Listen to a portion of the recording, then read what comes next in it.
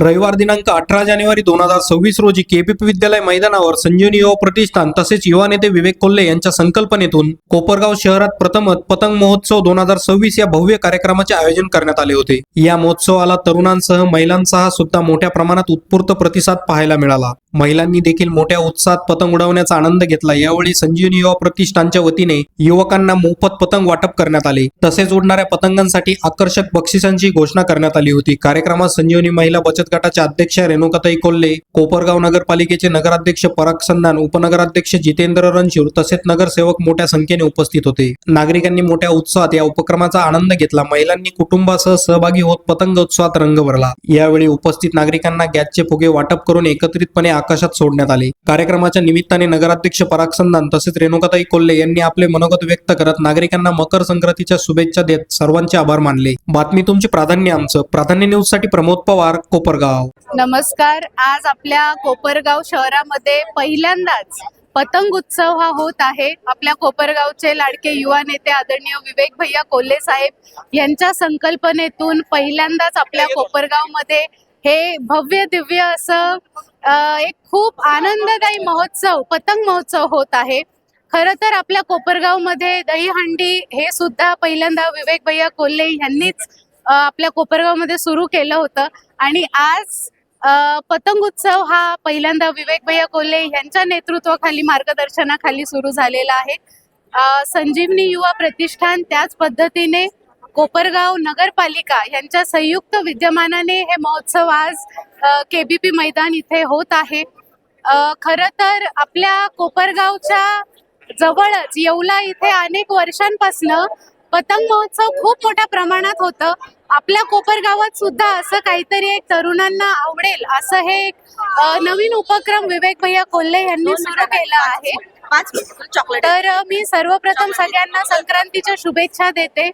खरं तर हे पतंग उत्सव सुरू करण्यामागे हेतू असा आहे की आपल्याला थोडी जनजागृती करायची आहे। आपण पाहतो संक्रांतीच्या वेळी आपल्या शहरामध्ये आणि प्रत्येक ठिकाणीच अनेक दुर्घटना होत असतात मांजा जो आहे त्याच्यामुळे। तर ह्या महोत्सवातनं आम्ही असा एक मेसेज सर्वांना देण्याचा प्रयत्न करत आहोत की आपण ते मांजे न वापरता, नायलॉनचे दोरे न वापरता जे साधे दोरे आहेत ते वापरून सुद्धा आपण पतंग उडवू शकता आणि तेवढाच आनंद आपण घेऊ शकता। मला असं वाटतं खरं तर फक्त संक्रांतीत मजा म्हणून पतंग उडवणं नाही तर ह्या मागे खूप काही एक शिकण्यासारखं सुद्धा आहे। बघा, एक साधा पतंग आहे पण तो आपल्याला काय शिकवतो की जर वारा विरुद्ध असेल तरच पतंग हा उंच उडू शकतो। त्याच पद्धतीने आपल्या आयुष्यात जर संकट अडचणी आल्या तर त्याच्यातनं आपण शिकून मात करून आपल्या आयुष्यात आपण खूप मोठे होऊ शकतो। बघा, जर पतंगाला उंच उडायचं असेल तर त्याची जी डोर आहे ती मजबूत लागते। त्याच पद्धतीने आपल्या आयुष्यात सुद्धा जर आपल्याला उंच भरारी घ्यायची असेल तर आपल्या आयुष्यातले मूल्य हे खूप स्ट्रॉंग पाहिजे, घट्ट पाहिजे। त्यामुळेच आपण आयुष्यात खूप काही मिळवू शकतो। वेळ प्रसंगी आपल्याला जे पतंगाची डोर आहे ती आपल्याला सैल सोडावी लागते। त्याच पद्धतीने आपण आयुष्यभर प्रामाणिक प्रयत्न हे करत राहायचे। कधीही कुठलंही काम करो ते अति प्रामाणिकपणे आपण करायला पाहिजे आणि शेवटी त्याचं जे फळ मिळणार आहे ती डोर आपण भगवंतांकडे सहजपणे सोडून दिली पाहिजे आणि आपल्या प्रामाणिकपणेचं नक्कीच आपल्याला एक चांगलं फळ त्यातनं मिळेल। त्याच पद्धतीने आपल्याला कधी कधी ही जी डोर आहे ती घट्ट आवळावी सुद्धा लागते। त्याच पद्धतीने वेळ प्रसंगी आपल्याला आपल्या आयुष्यात आपल्या मनावर ताबा हा ठेवता आला पाहिजे, संयम आपल्याला हे ठेवता आलं पाहिजे। अशा सगळ्या गोष्टी या साध्या पतंगातनं आपल्याला शिकायला मिळतात।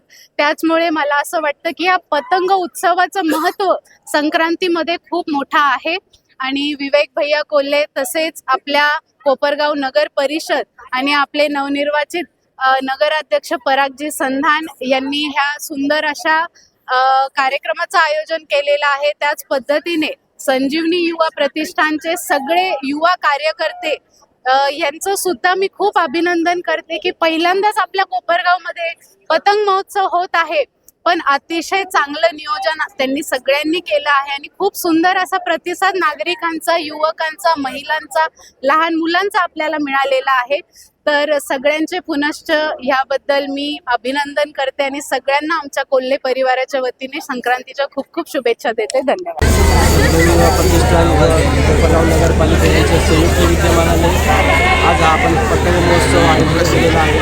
महोत्सव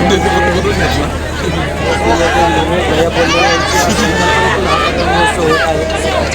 कारण कायमच सांस्कृतिक, धार्मिक, क्रीडा या सगळ्यांनाच प्रोत्साहन दिलेलं आहे. असं काही हल्ली असेल गोदावरी श्रावणामध्ये आरती महोत्सव आयोजन असेल, सामुदायिक विवाह असेल, या सगळ्यांच्या मार्फत त्याचाच एक भाग म्हणून आज आपण पतंग महोत्सव आयोजित केलेला आहे की जेणेकरून सर्व कुटुंबाला आपल्याला सगळ्यांना त्याचा आनंद घेता यावा याकरता आपण सार्वजनिक पतंग महोत्सव आयोजित केलेला आहे. त्याला भरभरून कोकणाच्या नागरिकांनी प्रतिसाद दिला त्याबद्दल मी नागरिकांचे आभार मानतो आणि यापेक्षा पुढच्या वर्षी चांगला प्रतिसाद मिळेल अशी आम्हाला अपेक्षा आहे. तशी आपल्या पतंगाने भरारी घेतली त्याची विकास कामांबद्दल भरारी घेतली. नक्कीच आमच्या ज्या पतंगाने आता 2025च्या इलेक्शनमध्ये भरारी घेतली त्याच पद्धतीने कोपरगावच्या विकासाची सुद्धा ती शहराची जी भरारी राहील ती तालुक्यात सुद्धा त्याच पद्धतीने भरारी राहणार आहे आणि आमचा पतंग हा कायमच असाच उंच उडत राहणार आहे.